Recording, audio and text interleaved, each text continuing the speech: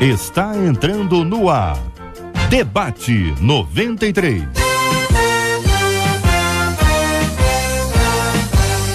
Realização 93 FM.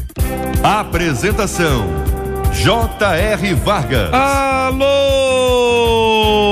meu irmão, alô, minha irmã, aqui fala J.R. Vargas. Estamos de volta, começando aqui mais uma super edição do nosso Debate 93 de hoje, nessa sexta-feira, dia 9 de maio de 2014. Que a bênção do Senhor esteja aí sobre a sua vida, sobre a sua casa, sobre a sua família, sobre o seu trabalho. Que a bênção do Senhor esteja com você, onde quer que você vá, onde quer que você esteja.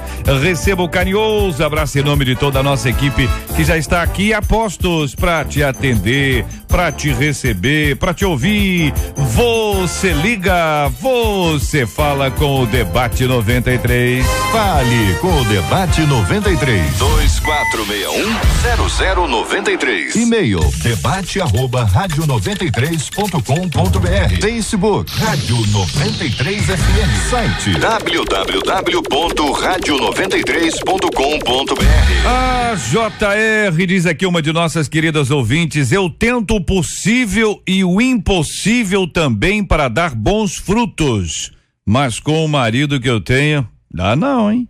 Ele me humilha e chega a negar as coisas aos nossos filhos. Sempre aguento tudo calada porque entendo que isso é ser submissa. Só que eu estou a ponto de explodir. De fato, a Bíblia me obriga a ser submissa a um homem assim? Deus recebe a adoração e usa homens que agem dessa forma? Como ter uma vida frutífera quando por trás das cortinas vivemos um verdadeiro inferno? Você ouve Debate 93 com J.R. Vargas. Vamos tratar sobre esse assunto no programa de hoje e também vamos conversar mais ao final sobre o belíssimo Dia das Mães que chega no domingo agora. Todo mundo tem boas histórias, boas lembranças das mães. Algumas mãezinhas já estão na presença do pai, outras estão bem perto e é possível que você possa dar um beijo, um abraço, e é sempre uma ocasião especial para nós honrarmos estas mulheres extraordinárias, as nossas mães. Hoje ainda no nosso Debate 93 na 93 FM. Você está ligado no Debate 93 com J.R. Vargas. Reverendo Edson Nascimento, da Igreja Presbiteriana em Maria da Graça, como vai o senhor? Tudo bem, pastor? Tudo bem, J.R. Tudo bom. Bom dia, eu gostaria de mandar um bom dia muito especial para os meus aniversariantes, J.R. Muita gente, Muita gente. Ei, hoje, Daniel, que é um querido irmão lá da igreja. Ontem foi a minha querida filha. Olha aí. Fez 2 décadas, J.R. Parabéns, meu irmão. Parabéns. E na terça-feira foi a minha irmã, Edna, né? Olha aí. Então, esse é um bom dia muito especial para essas 3 pessoas, que Deus abençoe essas 3 pessoas. E eu também gostaria de parabenizar a Igreja das Américas pelo seu novo espaço. A partir do dia 18 vai estar reunindo no seu novo espaço, um espaço refrigerado muito bom. E também a Igreja Presbiteriana do Recreio, que amanhã estará inaugurando o seu novo templo. Bênção pura, meu irmão. Aqui a nossa querida ouvinte diz: tento o possível e o impossível também para dar bons frutos. Compartilha nosso ouvinte. A questão dela é que o marido dela parece não ser fácil, pelo menos na opinião dela. O senhor destacou essa frase, reverendo Edson. Tento o possível e impossível. Essa questão de tentar o possível e impossível é dentro da perspectiva dela, né? Na realidade, nós somos muito limitados quando falamos aquilo que é impossível, né? E a gente vê mais à frente que ela fala da questão de que a vida se transforma no inferno e que ela tenta o possível e impossível.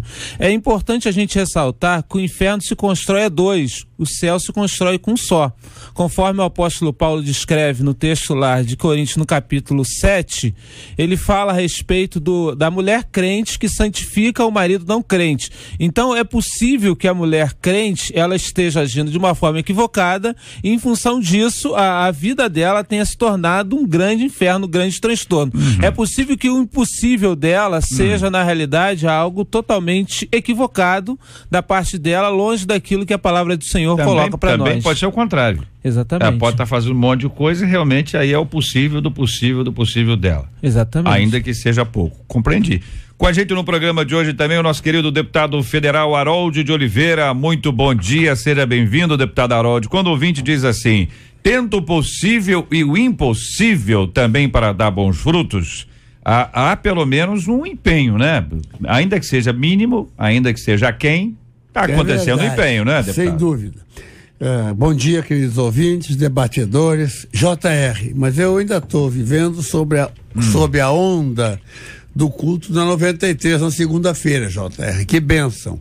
E eu queria te cumprimentar, eu sei que você foi usado pelo Espírito Santo, mas foi um belíssimo culto e a rádio cumpriu naquele dia também o seu compromisso espiritual, que nós temos esse compromisso.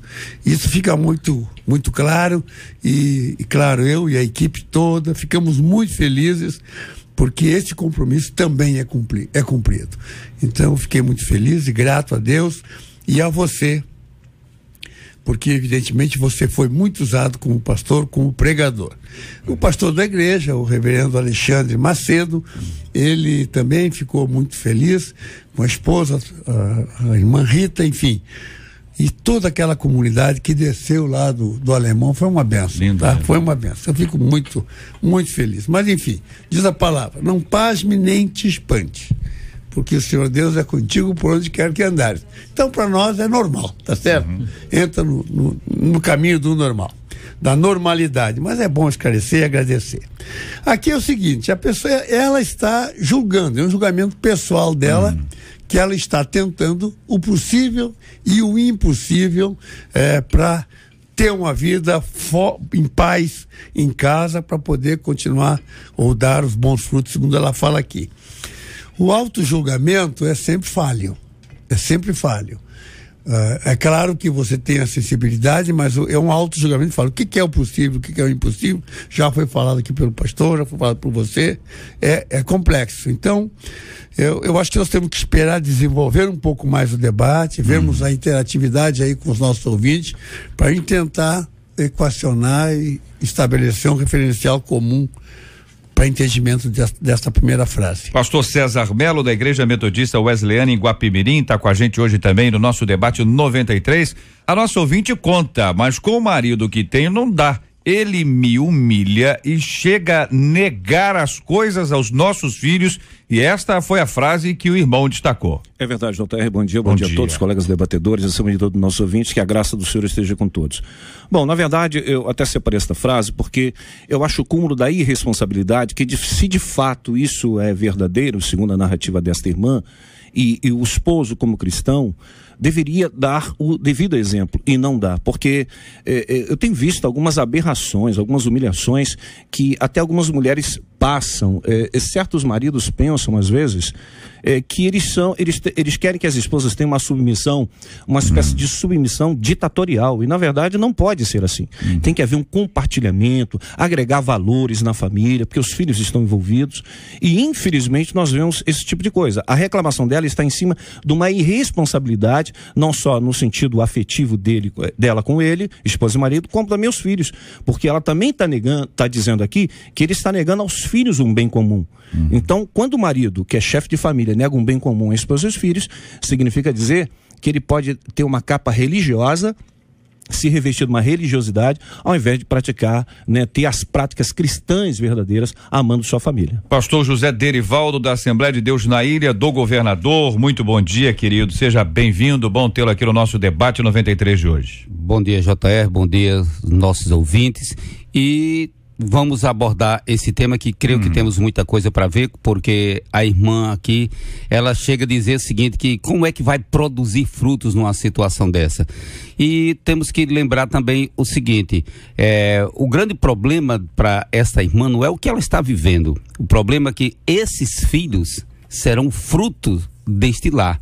E que tipo de enfermidades psíquicas esses filhos vão ter? Aí a pergunta, vale a pena dar continuidade a uma situação desta?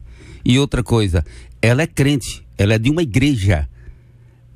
Como é que o marido consegue estar em uma igreja e será que nessa igreja não se fala sobre padrões? E será que o discurso cristão dessa igreja não atinge ele? Então são questionamentos que nós fazemos, porque nós vemos uma situação dessa, como ela deixa perceber, ele é da igreja. E o que é que essa igreja ensina? O que diz? Ou com que ênfase se falam as verdades? Então, creio que nós temos um problema também que nós temos que lembrar. Isso aqui não é só essa pessoa que está passando. Existe uma grande porcentagem de mulheres passando por isso, a autoestima lá embaixo, enchendo-se de enfermidades e tendo problemas bem sérios. Olha, uma de nossas ouvintes aqui chega a nos contar o seguinte, que eu conheço algumas famílias, é a pesquisa, né? Principalmente de pastores, diz ela. Olha bem, eles são os demônios dentro de casa e santinhos na igreja. Eu achei essa frase pesada, né? Hein? Sei não, hein? Pastora Mônica Cristina, da Comunidade Evangélica Nova Unção em Coelho da Rocha, muito bom dia, seja bem-vinda, é a nossa menina da mesa de hoje. Tendo ouvido os companheiros já sobre esse assunto, até aqui o ponto onde nós estamos, daqui a pouquinho nós vamos continuar para discutir a questão da submissão, para entender um pouco isso aí. Qual é a postura que a mulher precisa ter? Se ela está definindo submissão da maneira correta ou não, e foi o seu destaque, então por isso eu estou até dizendo que daqui a pouquinho nós vamos entrar, mas ainda nesse aspecto, quando ela conta sobre possível e impossível, o esposo que não ajuda muito, que a humilha, chega a negar as coisas aos nossos filhos, sabe-se lá que coisa, mas imagina, são coisas importantes, valiosas, preciosas, pelo menos do ponto de vista da mulher que tem uma visão muito ampla como a irmã. Bom dia a todos, povo de Deus, ouvintes, debatedores. Olha, eu vou pegar aqui uma deixa do deputado Harold Oliveira sobre autojulgamento, sobre autoanálise. Realmente é muito perigoso quando nós nos analisamos e nos julgamos. E é verdade, ela começa falando que ela tem tentado fazer o possível e o impossível também para dar bons frutos. E mesmo se autojulgando aqui, eu quero destacar o seguinte: alguma atitude ela está tendo, algum esforço, algum empenho, alguma atitude ela está tendo, ela não está parada, né? Então, se é o possível ou o impossível, eu não sei, porque cada um tem um possível, cada um tem um limite, sabe aonde chegar. Ela demonstra aqui que o limite dela chegou, né? E ela demonstrou aqui agora, né, nesse e-mail, que ela é uma mulher de atitude, ou pelo menos ela começou a ter atitude a respeito disso, o não conformismo. Ela saiu da zona de conforto, posso dizer assim, um termo tão usado, para poder começar a lutar pela família, pelos filhos e até pelo marido. Está se posicionando de alguma forma. Vamos aqui à nossa pesquisa 93 de hoje, que ela vai nos ajudar a entender um pouco sobre essa perspectiva que as pessoas estão tendo sobre esse assunto. Como foi dito aqui, há mais gente passando por isso do que a gente imagina. Pesquisa 93. Olha ela aí, minha gente. Marcela Bastos, bom dia. Bom dia, JR, bom dia aos nossos ouvintes, aos nossos debatedores, e tem mais gente do que a gente imagina, sim. É mesmo? A pesquisa é a seguinte: você conhece gente que vive um inferno em casa, mas que pros de fora acaba passando uma falsa felicidade? Impressionante, viu? Por telefone, 84% dos nossos ouvintes afirmam que conhecem. Meu Deus. E pelo nosso site, 92% também conhecem. Então as pessoas não estão conseguindo esconder, não é? Porque ou nós estamos falando. Com alguém, ou é a própria pessoa que se conhece e que está votando. Quero ouvir a opinião dos nossos companheiros aqui no nosso debate 93 de hoje sobre esse resultado da pesquisa que aponta uma realidade que vocês já disseram aqui que é comum. JR, a família é o grande desafio hoje da igreja. A igreja precisa pensar seriamente com relação à família, e nada nos trata tanto como a família, porque na família nós somos quem nós somos realmente, né? E a família é uma ação de Deus na nossa vida. Na família que nós nos tornamos melhores, na família que nós somos conhecidos, né? Então a gente não pode, como igreja, deixar de investir na família, né? Na família nós usamos lá aquela roupinha, aquela coisa onde nós somos verdadeiramente, a nossa identidade assumida. E se a gente for ver a questão cristã, nosso desafio é justamente transformar infernos em céus. A gente vai ver, por exemplo, vários exemplos na Bíblia. Podemos iniciar com a questão de José. De todo o sofrimento que ele passou, ele transformou tudo em algo bom e foi transformando pela ação dele.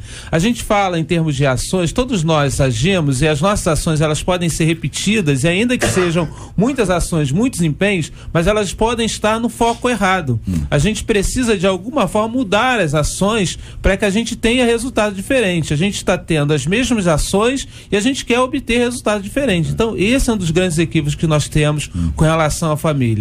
Nós como igreja, nós como servos, nós não aprendemos a ser pais, a ser maridos, a serem esposas. Nós queremos ter as mesmas ações que as pessoas seculares na sociedade têm e ter um resultado diferente, resultado cristão. Isso não acontece se a gente não voltar para a Bíblia, a palavra do Senhor. Verdade. Passou me permita só um ganchinho?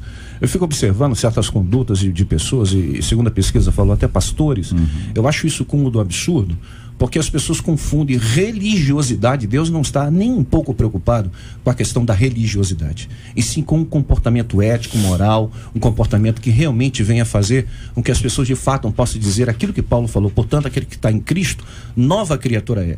Infelizmente a velha criatura sempre vem à tona. Exatamente. Na vida de muitas pessoas, inclusive gente bacana, gente boa, pastores, exatamente, outras lideranças, por pensarem que as esposas precisam colocar uma espécie de burca na cabeça, como acontece no mundo islâmico com os afegãos, com todo respeito, mas infelizmente para trazê-las com cabresto, e não é assim que funciona. Exatamente. A relação que Paulo fala, por exemplo, em Efésios 5:24, assim como a igreja, Cristo é a cabeça da igreja, seja a mulher submissa ao seu marido, não há dúvida que tem que ser submissa. Agora, ao ponto também de algumas mulheres, né, falarem assim, essa questão de submissão, isso é bobagem, isso é coisa de homem. Não é. Exatamente. Toda a ordem bíblica não traz nenhum dano ao ser humano, ao contrário, só traz benefícios ao ser humano, desde que ele possa realmente cumprir conforme está escrito. Exatamente. Tudo bem. Pastora Mônica, é o seu assunto, submissão.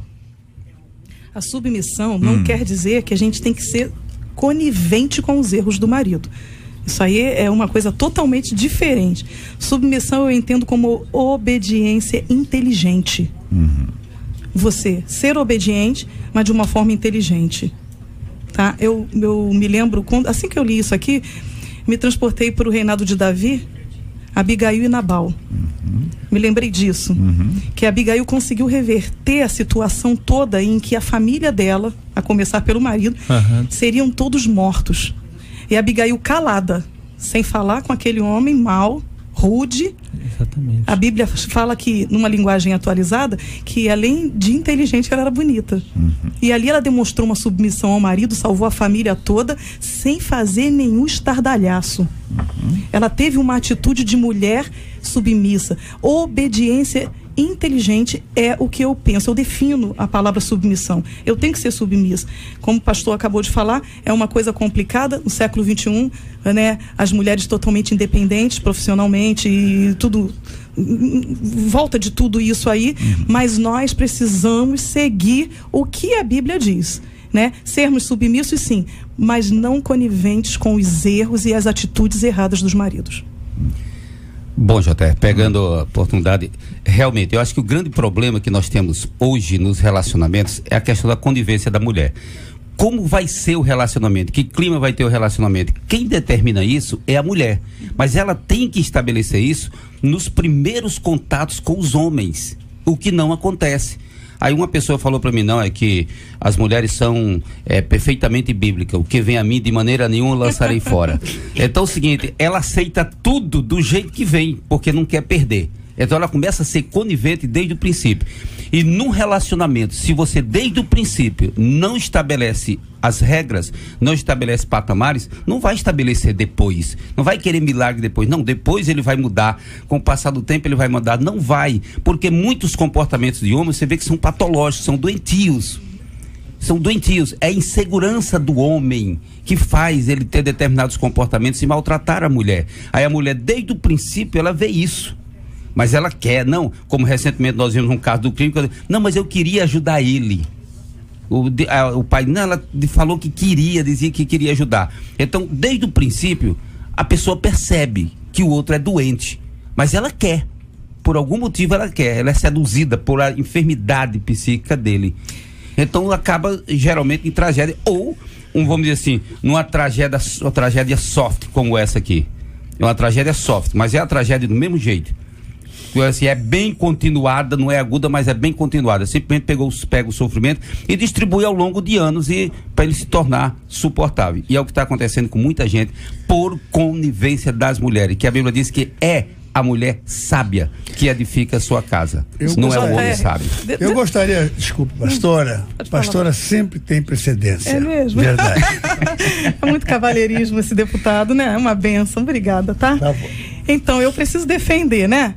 As mulheres. O pastor foi muito inteligente ao falar, aliás, eu o admiro desde a primeira vez que eu debati estive na mesa com o pastor. Você está nessa posição? Eu estava, já não é a primeira vez, muito inteligente, gostei muito, mas assim, nós não podemos generalizar, tá? Nem todas as mulheres aceitam o que vem.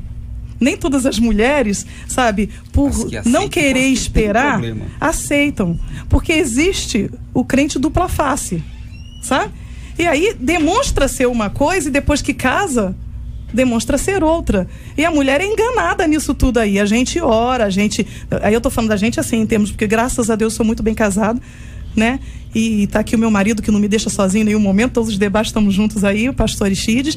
Mas assim, nós mulheres, aí eu me coloco na posição e no nível, nós mulheres às vezes, por sermos emoção, sentimentos, a gente sonha em um casamento perfeito, exatamente aquele, vamos falar nesse termo, aquele varão aparece demonstrando ser aquilo tudo no período do namoro e depois, queridos, debaixo do mesmo teto, as coisas mudam e mudam radicalmente. Levar um casamento à frente, está aqui o deputado Harold de Oliveira, muitos anos de casado, ele pode dizer, não é fácil, mas quando nós temos Deus no centro de todas as coisas, ou estamos no centro da vontade de Deus, acontece. Então, nem todas as mulheres recebem o que vem, mas às vezes são enganadas exatamente por esse crente dupla face que demonstra ser o que na verdade não é. Eu colocaria mais algumas questões para reflexão.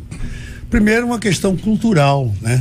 Cultural, que é o machismo, né? Nós somos uma sociedade machista culturalmente, historicamente, né? Porque o homem, a família nuclear no passado era totalmente uma ditadura masculina, né? Em tudo, não apenas a esposa, aos filhos, como também aos seus descendentes.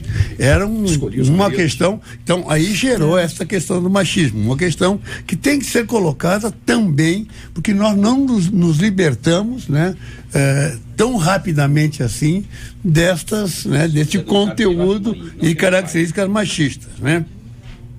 A outra questão que eu coloco é uma questão semântica, é o significado de submissão, né? É isso que tem que ser interpretado biblicamente. Eu não sou competente para fazer como os pastores naturalmente, mas o que eu entendo como a submissão, conforme Paulo colocou? Eu entendo que a mulher, a missão é do homem, tudo bem, ele é o cabeça, como Cristo é o cabeça da igreja, a missão é do homem, e ela é submissa, quer dizer, ela também estará e tem que estar sintonizada nessa missão, que é a missão do marido, e é claro, a partir daí, ela tem que ser obediente, ela conscientemente obediente. Agora, submissão não significa nunca subserviência, né? É evidente.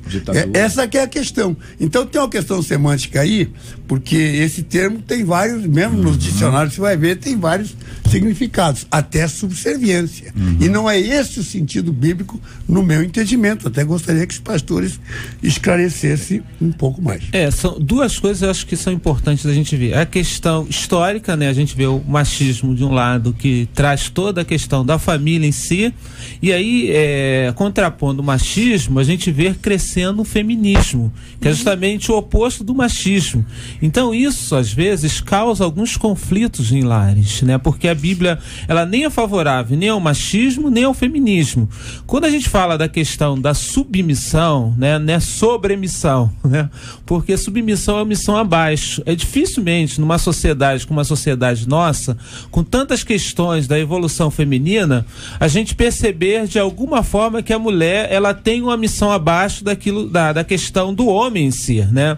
Mas aí, como a gente já viu aqui, já falou, quando a gente obedece aquilo que a Bíblia coloca pra gente, a Bíblia coloca os parâmetros para que a gente seja feliz no lar, para que a gente seja feliz na família. Então, quando a gente cumpre, quando a gente entende o nosso papel no lar, a gente verdadeiramente vai ser feliz, sendo homem, sendo mulher. A mulher submissa ao marido, amando a mulher como Cristo amou a igreja. Se a gente consegue entender essas questões, eu acho que a gente consegue ter uma família saudável. Eu deixei de colocar um outro assunto que é muito importante para criar que cria esse ambiente de desencontro, de desentendimento e de transformar uma relação no inferno, como ela mesmo usou aqui, que é o problema da família nos dias de hoje.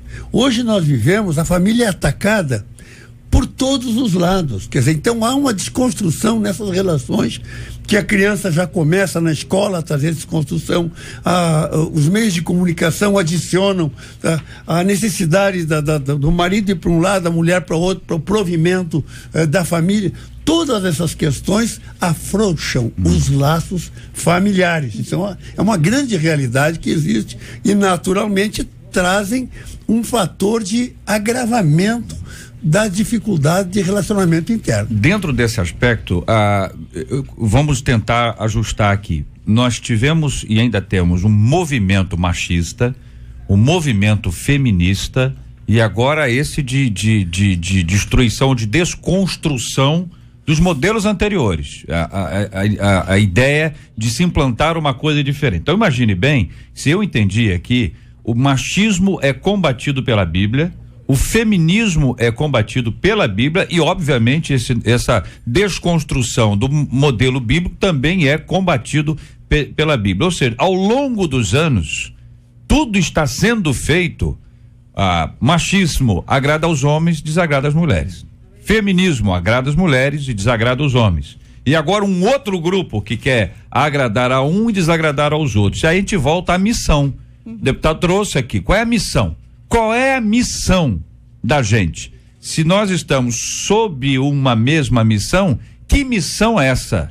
É a pergunta que eu faço aos irmãos, tá certo? Considerando os aspectos bíblicos, né? Considerando o exercício do ministério, não é pastoral, o ministério bíblico ali, o que se refere às pessoas, para a gente entender e colocar os pingos nos is para entender onde é que essas coisas estão e por que é, qual é a razão para se atacar tanto a estrutura familiar, seja com machismo, seja com o feminismo ou com essa desconstrução mais recente. É verdade. Agora, em 1 Pedro, capítulo 3, verso 1, diz assim: mulheres, sedes vós igualmente submissas a vossos maridos, para que, se ele ainda não obedece à palavra, seja ganho sem palavra alguma, por meio do procedimento de sua esposa, ao observar o vosso honesto comportamento cheio de temor. O liberalismo trouxe para nós, nos dias de hoje, muito problema relacionado à família.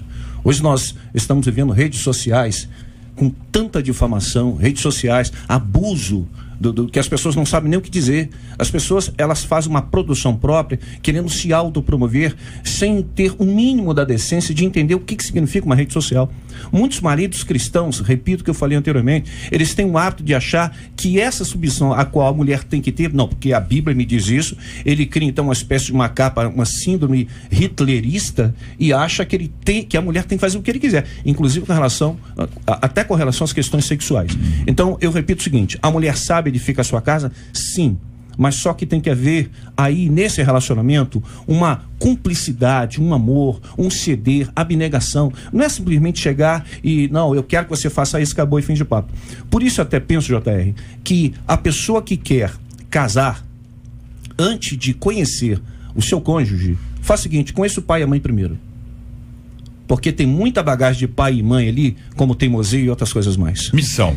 Vamos lá. A missão de uma geração é construir o mundo para a geração que vem depois deles. Então, esta construção, ela é feita dentro das famílias e depois, num todo, no somatório, é a sociedade. Então, logo, essa construção do mundo de amanhã, nós temos que parar e pensar o seguinte: o que eu quero que exista amanhã para os meus filhos? Então nós vamos saber qual é o comportamento hoje que vai resultar em tal produto amanhã, social amanhã. E assim nós vamos construindo a sociedade, construindo os lares. O problema que nós temos atualmente é o problema da, vamos dizer assim, da destruição dos valores cristãos por parte de uma conspiração, usando a terminologia de Mary Ferguson, uma conspiração aquariana, terminologia dela, né? Então, nós temos uma destruição dos valores cristãos atualmente. E as pessoas talvez não percebam isso. E o que acontece? No caso aqui que nós estamos abordando e falando para protestantes, o que nós precisaríamos é que as igrejas fossem exaustivas em ensinar principalmente os aspectos éticos, visto que se a pessoa está em Cristo, é uma nova criatura, então ela precisa de ser modelada. Ela está pronta para ser modelada, está aberta para ser modelada. Então nós deveríamos ter exaustivamente, era justamente o ensino para modelar as pessoas. Mas o que nós temos é muito conteúdo emotivo. E isso predispõe a pessoa mais ainda aos seus problemas psicológicos.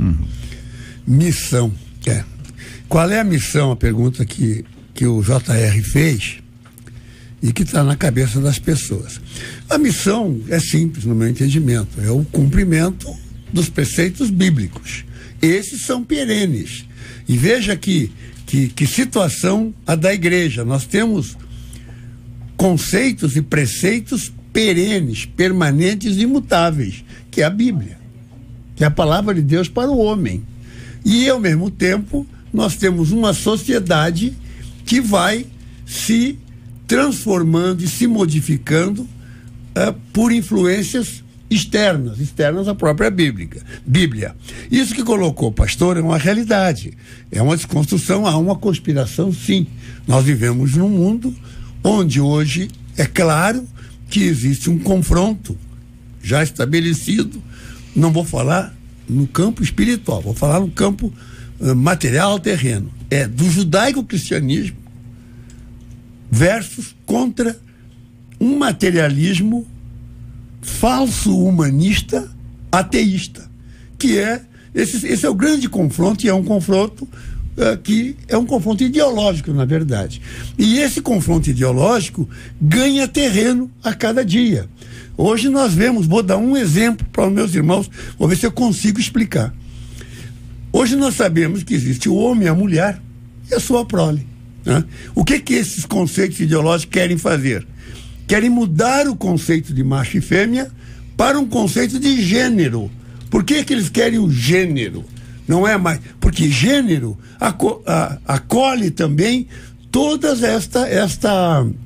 esse comportamento que defende aí os gays, as lésbicas, os transexuais, etc. E vai mexer no conceito de família, que a família deixa de ser o homem, a mãe, o pai, o homem e a mulher e seus filhos, e poderá ser qualquer agrupamento que envolva isso aí, é gênero. Então, não faz sentido falar em macho e em fêmea. Faz sentido, sim, isso em termos humanos.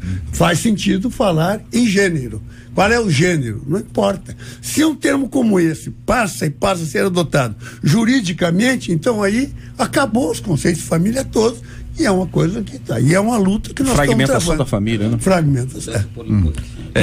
Falando ainda na questão de missão, eu penso que nós fugimos da missão original que Deus deu para a família lá no início, né? E aí Gênesis lá, a gente vê Deus falando para Adão sobre as questões dos mandatos que ele tinha, o mandado cultural, que era justamente a questão da raça humana em si, o mandado social, das relações, e o mandado espiritual de se relacionar com Deus. Como nós fugimos, e aí o pecado trouxe esse distanciamento daquilo que Deus tinha, do propósito de Deus para a família, para a humanidade, aí nós vamos buscar outros modelos, né? E temos buscado outros modelos porque achamos que o modelo que nós adotamos é um modelo equivocado, quando na realidade o que a gente percebe que está equivocado colocado, é justamente tirar Deus do centro da família, né? Isso tem acontecido até mesmo nos lares evangélicos, porque nós temos vivido aquilo que o pastor já colocou aqui, uma religiosidade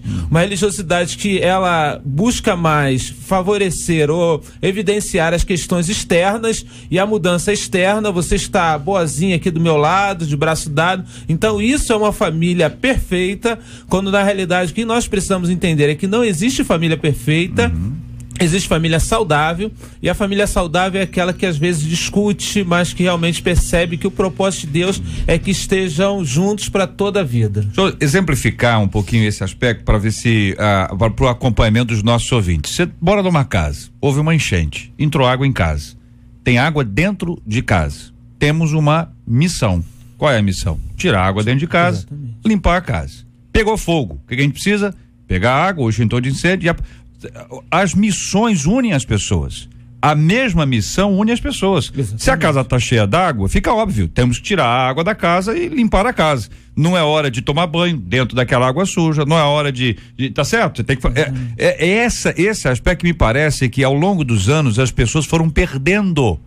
E à medida que se perde esse conceito de qual é a missão que o indivíduo tem, pode ser que essas pessoas comecem a brigar entre elas. Por quê? Porque qual é a missão? A missão é que eu quero, a missão é que você quer. O homem machista, eu quero isso. A mulher feminista, eu quero isso. Os dois brigam, se chocam. O que aparece?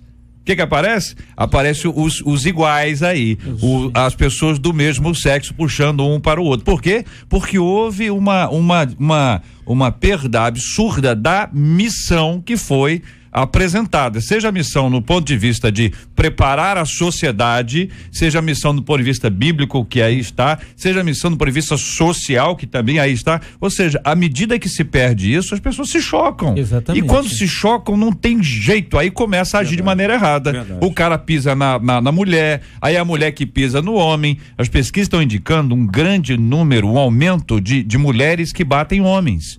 E os homens que anteriormente estavam envergonhados de denunciar que apanhavam das mulheres começam a aumentar. Como tem gente que não aguenta mais. Cara, mas tô apanhando já tem 6 anos, rapaz. O negócio tá tendo, mas só disse agora, tava envergonhado. Mas quando a gente anuncia isso, vai ter gente que vai dizer, tem mais gente, não é só eu não. Cria coragem da pessoa. Por quê? Porque tem que denunciar.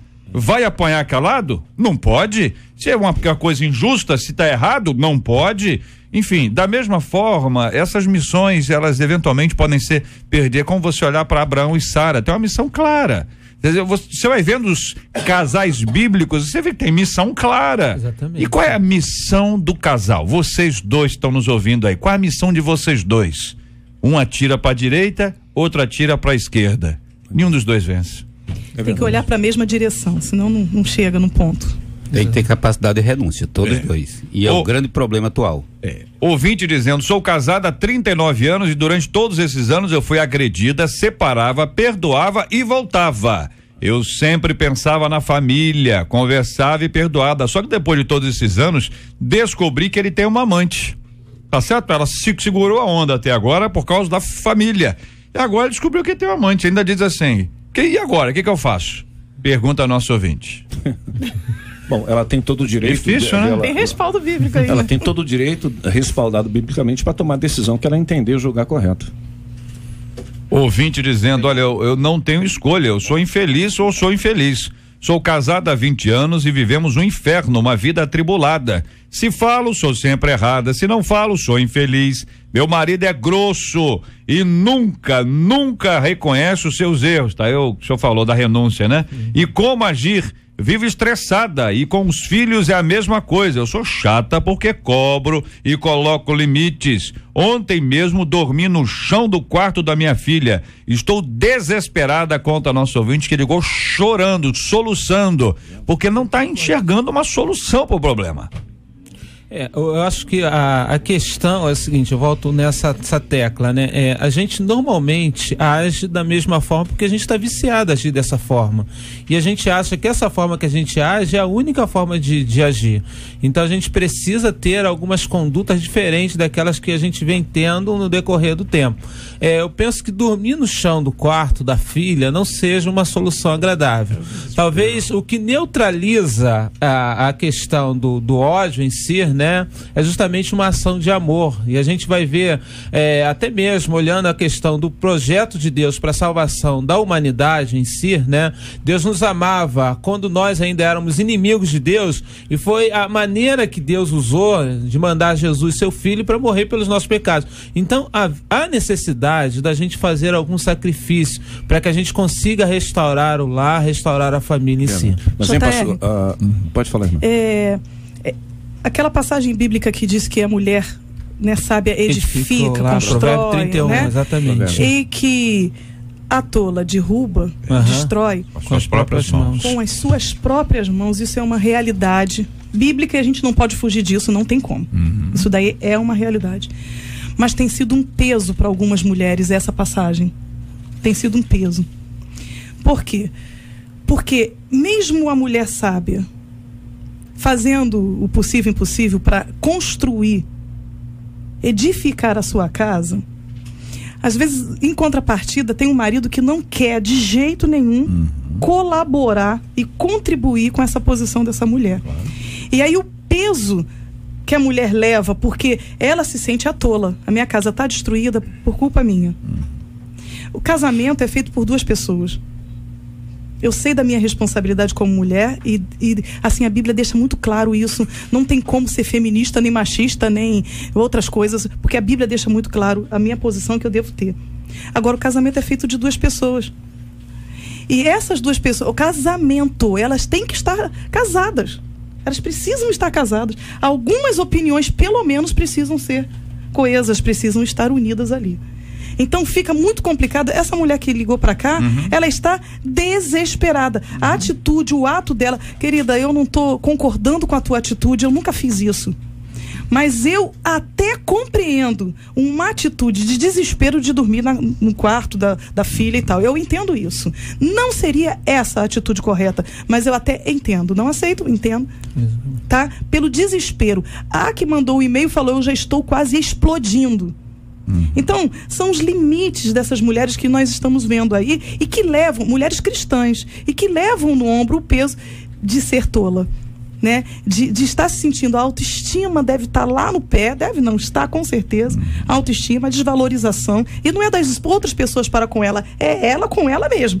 Ela olha no espelho e fala, tem aqui uma mulher acabada, que não consegue construir, não consegue edificar, a minha família está toda dilacerada e a culpa é minha. E se parar para pensar, a pessoa vai dizer assim, olha, mas fulano, meu marido recebe, tá com a Bíblia debaixo do braço, fulano indo, as crianças estão indo para a escola dominical. Pelos outros ainda. Então, essa capa de religiosidade é complicadíssimo. Me faz lembrar, JR, rapidamente, a questão da Organização das Nações Unidas, a ONU, a princípio, ao ser criada.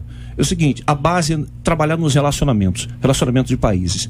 A base do Éden foi trabalhar relacionamentos humanos. A base do Evangelho é trabalhar a relação cristã, a moral, a ética. Então, estes valores, conforme o pastor falou ainda há pouco, eles estão sendo cada vez mais deteriorados.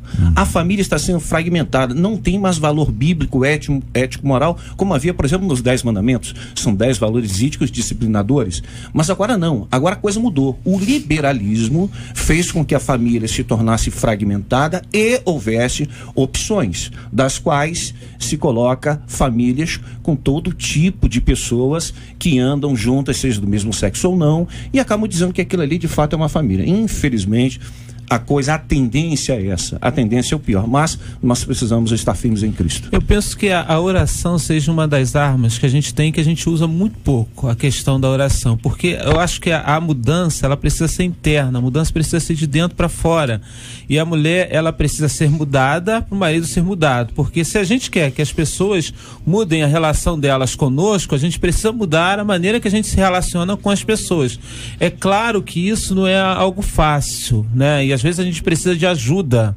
A gente precisa de ajuda como mulher, a gente precisa de ajuda como marido, a gente precisa sentar e a gente precisa conversar isso. Então, eu penso que quando você chega a um ponto de estar quase ali explodindo, você vai, pede uma pessoa ajuda para que você consiga, de alguma forma, receber a questão dessa ajuda para atender a sua necessidade nesse momento. Aqui o nosso ouvinte, ao final, diz o seguinte: de fato, a Bíblia me obriga a ser submissa a um homem assim? Ouvimos aqui os companheiros sobre a diferença que há em submissão no sentido bíblico e submissão em outros aspectos que as pessoas insistem em traduzir. Deus recebe a adoração e usa homens que agem dessa forma? É outra ponderação que a nossa ouvinte faz. E ao final diz: como ter uma vida frutífera quando por trás das cortinas vivemos um verdadeiro inferno? Submissão muitas vezes é interpretada como conivência com as psicopatologias, vamos dizer assim, do homem. E nós temos visto muito isso nos dias atuais. E as pessoas dizem: ah, mas ele é assim, ele é doente. Só que ninguém chega para a pessoa para dizer que é doente, ninguém procura cura, ninguém procura nem sequer o pastor. Ficam vamos dizer assim, se fingindo de bons crentes na frente do pastor, na frente, e não leva o problema. A mulher, nesse caso, o cônjuge que está sofrendo é conivente. É conivente. Não dá tempo para contar uma historinha engraçada, senão não ia contar, que é bem engraçado. É o seguinte, o camarada chegou assim, na casa de um amigo dele, tinha uma tábua cheia de prega, tinha um cachorro dormindo em cima da tábua, e o cachorro toda hora gemendo. Ele falou: rapaz, tira o cachorro daí, que sofrimento. Ele falou: te garanto, na hora que um prego sangra ele sai. Então, ele não sai porque não quer, não tá ninguém pedindo. Te garanto, na hora que doer de verdade, ele sai. Por enquanto, ele tá se sentindo acariciado. E Deus recebe a adoração e usa homens e mulheres que agem dessa forma? Dizer que não seria... fechar demais, né? Isso aí, exatamente, porque todos nós precisamos ser tratados, todos nós temos questões que elas precisam ser tratadas na nossa vida, e às vezes algumas delas nós até sabemos, algumas delas, né? E mesmo assim Deus recebe a nossa adoração. Nós não somos perfeitos como homens, como pastores, como líderes, não somos perfeitos. Deus receber a adoração só de pessoa perfeita, Deus estaria recebendo a adoração somente dos anjos, né? Que estariam mesmo assim os anjos que caíram. Então Deus recebe sim a adoração, e Deus vai tratando essas pessoas à medida em que elas vão caminhando, à medida em que vai vivendo a sua experiência. Agora, é interessante somente abordar um ganchinho aqui, o seguinte: Deus recebe, sim. Deus ouve, sim, não há dúvida. Só que tem um pequeno problema. Às vezes o fato de Deus ouvir não significa que Deus vai responder, porque se a pessoa quer ser tratada é uma coisa. Por exemplo, nenhuma pessoa, nenhum profissional na área de psicologia, que é o meu caso, sou psicólogo clínico, ou em outra área, pode obrigar a pessoa a querer se tratar. Um dos sintomas mais difíceis que nós temos que identificar uma patologia é a questão do psicopata. Geralmente é bem inteligente. Aqui o texto bíblico de 1 de Pedro 3, versículo 7 diz assim: maridos, vós igualmente vivei a vida comum do lar, com discernimento e tendo consideração para com a vossa mulher como parte mais frágil, tratai-a com dignidade, porque sois juntamente, ó a missão aí, herdeiros da mesma graça de vida. E ao final a conclusão é enfática: para que não se interrompam as vossas orações. Talvez seja esta a base para que o nosso ouvinte faça esse tipo de pergunta, em razão de perceber que muita gente esquece desse texto bíblico, mantém uma vida incoerente. Incoerência não é infelizmente limitado a este aspecto, ele é aplicado a vários outros aspectos quando se envolve a incoerência espiritual. A pessoa que diz uma coisa e faz outra coisa completamente diferente.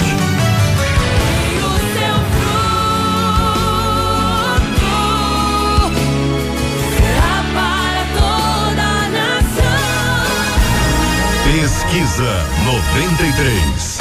Pois perguntamos aos nossos ouvintes se eles conhecem gente que vive o inferno em casa, mas que pros de fora passa uma falsa felicidade. O telefone continua bem alto, 86%, e pela internet também 92%. Muito obrigado, Marcela Bastos. As notícias mais importantes da manhã no Debate 93. Uma adolescente de 15 anos foi apreendida e outra de 19 presa, suspeitas de assassinar Thaís Cristina Martins, de 13 anos. O crime ocorreu na última segunda-feira em Foz do Iguaçu, no Paraná. Segundo a polícia, a vítima foi levada para uma área de matagal pelas duas garotas e morta a pedradas. O motivo do crime seria ciúme. Thaís teria um relacionamento com o namorado da jovem de 15 anos. Equipes da Delegacia de Proteção à Criança e ao Adolescente estouraram uma clínica de aborto dentro da favela do Jacarezinho. A responsável pela clínica, não identificada pela polícia, conseguiu fugir antes da operação. Quem também fugiu foi um dos médicos, Bruno Gomes da Silva, de 80 anos. Segundo a polícia, as clientes eram em sua maioria grávidas de classe média e da Zona Sul, que pagavam no mínimo R$ 2.500 em dinheiro e à vista para abortar. Um site de relacionamentos evangélicos se tornou o maior do gênero da religião na América Latina. São mais de 3 milhões de pessoas cadastradas. A página foi criada em 2003 com o objetivo de proporcionar encontros entre cristãos por meio de perfis na internet. Aqui no Rio, o site já proporcionou até casamento. Os idealizadores da página projetam até o próximo mês um crescimento de 30% no número de novos usuários. Vamos ouvir a opinião dos nossos companheiros aqui no nosso debate 93 de hoje. Reverendo Edson, sobre esse assunto que envolve uma adolescente de 15 anos apreendida e outra de 19 presas suspeitas de assassinar uma menina de 13 anos. Meu Deus do céu. Ô, JR, acho que a gente percebe aqui a questão das idades, né? Meninas de 13 anos já começando a pensar em namoro e toda essa questão, o clima de ciúme, tudo isso que a sociedade vai colocando pra gente, algumas questões prematuras. Lamentável a gente ver um negócio desse, né? E a gente perceber como a nossa sociedade se encaminhada pro caos. A suspeita aqui, né? Pelo menos até agora, de seja o que seja a raiz de tudo isso, ciúme. A Thaís, que foi a menina assassinada, teria um relacionamento com o namorado da menina de 15 anos. Pelo amor de Deus, o que é isso? Pastora Mônica, esse site de relacionamento evangélico significa o quê? É a ausência de uma conversa tete a tete, como diriam os antigos, não é o nosso caso aqui, ou é um instrumento atual, moderno, que poderia ser utilizado, na sua opinião? É uma febre, né? A rede social virou uma febre, mas tem sido mal usada, eu tenho falado muito sobre isso. Rede social pode ser uma arma ótima pra gente, boa, positiva, mas tem sido muito mal usada. E agora, fazer casamento pela rede social é um risco. Olha, fazer um casamento com alguém que você não conhece assim, de uma hora pra outra, olho no olho, já é um risco. Imagine virtualmente, é um perigo. Cuidado, tem muita gente enganando, e principalmente pela rede social, porque é mais fácil demonstrar ser o que não é na verdade. As redes sociais, no meu entendimento, trazem uma componente que apelam para o indivíduo participar, que é o anonimato.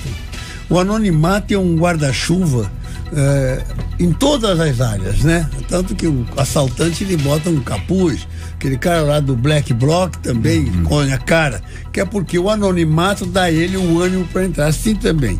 Agora, o mau uso das redes sociais não deve ser utilizado como algo para se negar a importância da rede social no dia de hoje, porque é uma realidade, isso é uma coisa irreversível. Nós passamos a viver esse momento em que essas redes sociais, em que a internet passou a integrar a vida de todas as pessoas. Então nós estamos mudando. Agora, o duro nisso aí é você compatibilizar, vou repetir, a velocidade com que a internet provoca a mudança com a perenidade, com a permanência, a atualidade da Bíblia. É fato. Temos aí agora esse outro assunto, gente, essa clínica de aborto, onde a notícia é essa, a notícia é dura, a notícia é difícil, né? Delegacia de Proteção à Criança e Adolescente, eles foram lá e descobriram essa clínica. O médico, 80 anos, o senhor Bruno Gomes da Silva. Segundo a polícia, as clientes eram em sua maioria de classe média da Zona Sul, que ia até o Jacarezinho para poder participar de um processo como esse. Eu queria ouvir os companheiros, pastor César, inicialmente. Esse para mim é um assassinato em massa, esse é um genocídio que acontece ali na favela do Jacarezinho. Agora, uma das coisas que me deixa estarrecido não é só o fato da prática hedionda que eles estão fazendo ali, totalmente antibíblica e antissocial, mas que são o juramento do médico. O camarada faz um juramento dizendo que tem que ajudar a vida, abençoar, procurar salvar vidas, e o sujeito faz esse tipo de coisa, a conivência do dinheiro, a corrupção, tudo aqui está envolvido. Agora a polícia pegou a responsável por aquela casa e o médico já idoso com 80 anos que faz esse tipo de coisa. Centenas e milhares ou quantas vidas foram literalmente extirpadas, tiradas, exatamente por até questão de vaidade mesmo. Essa questão do aborto, que com certeza é algo de forma terrível, vil, é um crime. Pastor. O que nós podemos perceber, nós temos esse problema no Brasil, nós temos esse problema na nossa sociedade e geralmente quando se aborda esse problema apenas se tenta dar uma solução. Verdade. Ninguém procura abordar a causa. E quando se aborda a causa, que vamos dizer assim, são as relações sexuais irresponsáveis, geralmente não se coloca a culpa nas relações sexuais, como se o prazer fosse um Deus. Não, a relação está errada, ele só deveria ter feito isso, ter evitado, ter feito. Então não se aborda o problema do aborto, não se aborda porque teria que se abordar a causa. Quando abordasse a causa, nós teríamos que ser bem realistas. Endeusa-se o prazer nesta nação. As propagandas que falam a respeito de doenças sexualmente transmissíveis ou esses problemas, nunca aconselham a abstinência, nunca aconselham o sexo responsável, aconselham apenas se previna. Então nós estamos simplesmente nos enganando os outros, isso vai continuar e nós vamos ter esses problemas porque ninguém quer tomar o remédio realmente que vai fazer efeito, que é educar o povo. Né, pastor? A igreja tem que se posicionar radicalmente contra e no entendimento de que a vida começa na concepção até que a morte natural encerre essa vida. Qualquer procedimento externo é assassinato. Essa é a grande realidade. Esse médico praticava isso desde os 23 anos de idade. Alguns desses abortos custavam R$5.000. E no dia em que a clínica foi estourada lá, em que a polícia entrou, naquele dia, até aquela hora, pelo menos 12 abortos já tinham acontecido só naquele dia. Se for investigado, vocês vão verificar que passou até um filme há algumas semanas, alguns meses aí, chamado Blood Money, dinheiro de sangue. Nós até falamos sobre ele aqui num debate. Ali está denunciado o que está por trás disso. Além do próprio ato de livrar uma gravidez indesejada, acidental ou incidental, de uma mãe que não quer um filho, né? Que ele paga para tirar o filho, por trás existe as questões de utilização desses fetos para fins laboratoriais. São elementos, células muito importantes para serem comercializadas, contrabandeadas e etc. Meu Deus do céu, quero agradecer aos companheiros aqui pelas opiniões e as palavras nas notícias mais importantes da manhã. As notícias mais importantes da manhã no Debate 93. Ouvinte dizendo como entender a onisciência e o livre-arbítrio. Deus nos deu o livre-arbítrio, mas ele já sabe o que vamos escolher? Como é que isso é possível, hein? Como nós podemos alegrar ou entristecer o coração de Deus se ele já sabe o que vamos fazer?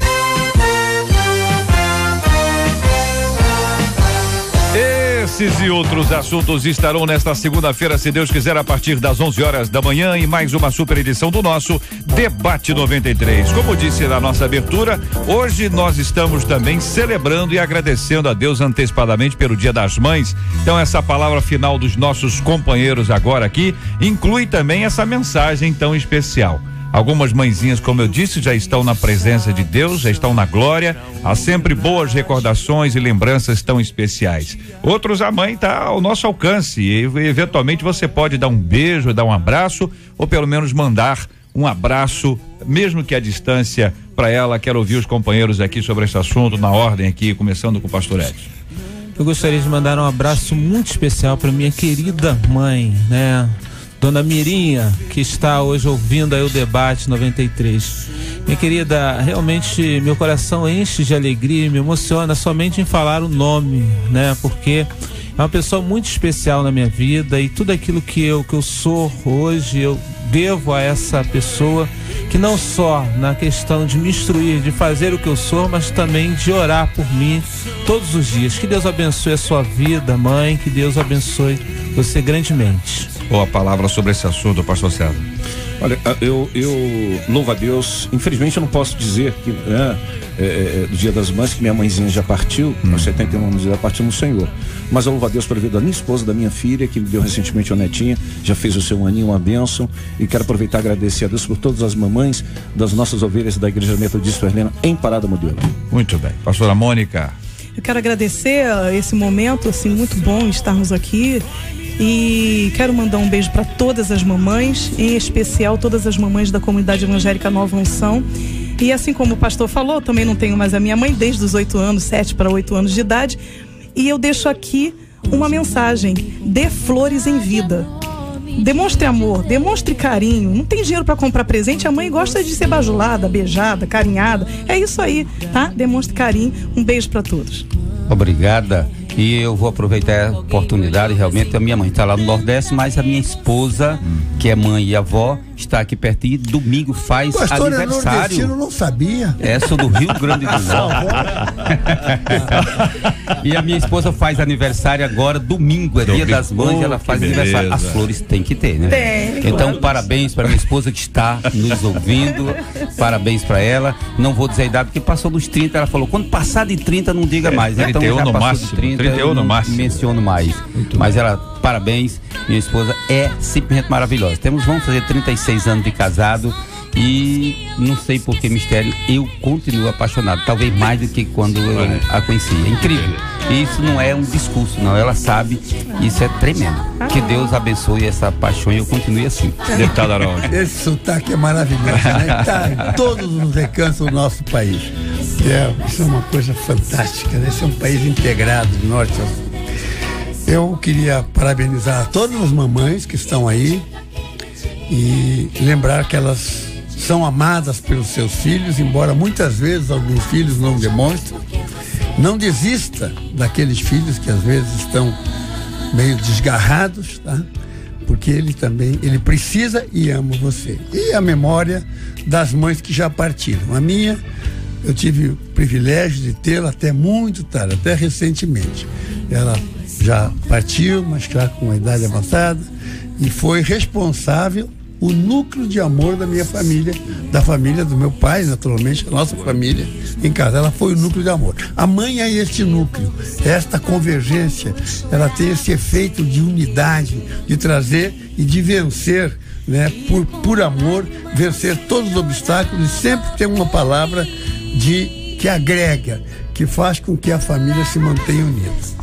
Quero dizer aos nossos queridos ouvintes que quando eu coloquei aqui o assunto mãe, o semblante de vocês, companheiros aqui no debate, mudou. É sempre especial que a gente observa. Como eu sou muito observador, houve sorriso, houve alegria, o olho brilha, o semblante muda. Até mesmo para aqueles que as mães já estão na presença de Deus, é uma recordação alegre e feliz. E eu quero aproveitar esse instante para dar um beijo na minha mãe. Aqueles que têm a oportunidade de estar mais perto, dão um beijo na mãe. Eu que estou mais longe, estou aqui no Rio, mamãe está em São Paulo, mando um beijo para ela e aproveitando a tecnologia. Mãe. Oi, Júnior. Oi, filho amado. Deus te abençoe, mãe. Parabéns pelo Dia das Mães. Aqui ao vivo na 93 FM, eu quero dizer que eu amo muito você e agradeço muito a Deus pela sua vida. Você é uma mãe muito preciosa, presente, amável. Que o Senhor Deus te sustente todo dia e cada dia mais. Eu louvo a Deus pela sua vida, mãe. Parabéns. Obrigada, filho amado. Amém. Mas quero dizer uma coisa: privilegiado e abençoado sou eu por ter 3 filhos maravilhosos como você. Júnior, Renata, Andréia e Carlos. 4 filhos muito abençoados, que têm muito me abençoado com a presença de vocês. Sem contar com meus queridos netinhos. Meu netinho carioca Lucas e 2 netinhos paulistas, Tiago e Poliana. É uma bênção esse programa e quero aproveitar para mandar um beijo grande, um abraço apertado na dona Evelice e Marina de Oliveira, que também são mães. Que Deus os guarde. Amém. Amém. Deus os proteja. Amém. E todos esses debatedores que estão aí, que sejam abençoados, eles e toda a sua família e suas mãezinhas. Amém. Obrigado. Em nome de Jesus. Amém, mãe. Deus te abençoe. Glória a Deus, que programa bom. Glória a Deus. Beijo, dia é muito bom, que presente abençoado. Graças a Deus. Deus te abençoe muito. Amém. Um beijo. E fica aqui que nós vamos orar juntos, aí você acompanha a gente em oração aqui, nesse momento especial. Eu pedi o pastor José Derivaldo para orar conosco. Quer dizer que agora nós descobrimos de onde vem esta veia de comunicador do JR. Aí. Realmente, JR, ela foi bem demais. Foi bem, né? Muito bem, isso é fera. Bem, graças a Deus. Vamos orar juntos, pastor? Orar, então. Vamos apresentar diante de Deus o tema de hoje e a vida das nossas queridas mães, como temos orado todos os dias pela cura dos enfermos e pelo consolo aos corações enlutados, em nome de Jesus. Queremos. Pai querido, nós te agradecemos por esta possibilidade, Senhor Deus, que temos através do sangue de Jesus, de levar uma palavra, Senhor Deus, de cura agora aos enfermos, Senhor Deus, que estão nos ouvindo, que recebam uma visita de cura neste momento. Em nome de Jesus, e entregamos nas tuas mãos, Paizinho querido, também as nossas mães, todas as mães que estão nos ouvindo. Senhor, tome cada uma nas tuas mãos e dê um presente a cada uma de muito mais sabedoria, de mais alegria, de doçura, de contentamento, e que as famílias tragam mais alegria para estas mães.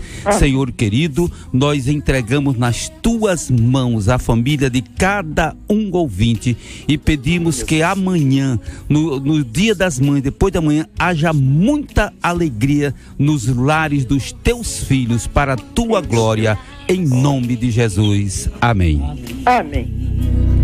E com lágrimas você orava por mim. Palavras de amor, palavras de paz.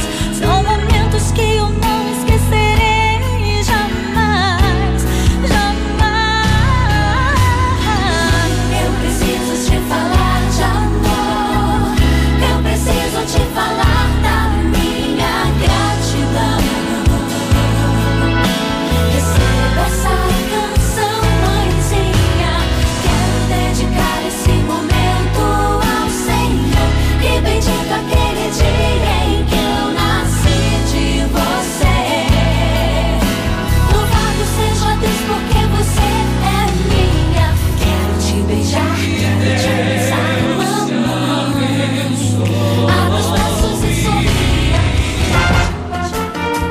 Você acabou de ouvir Debate 93.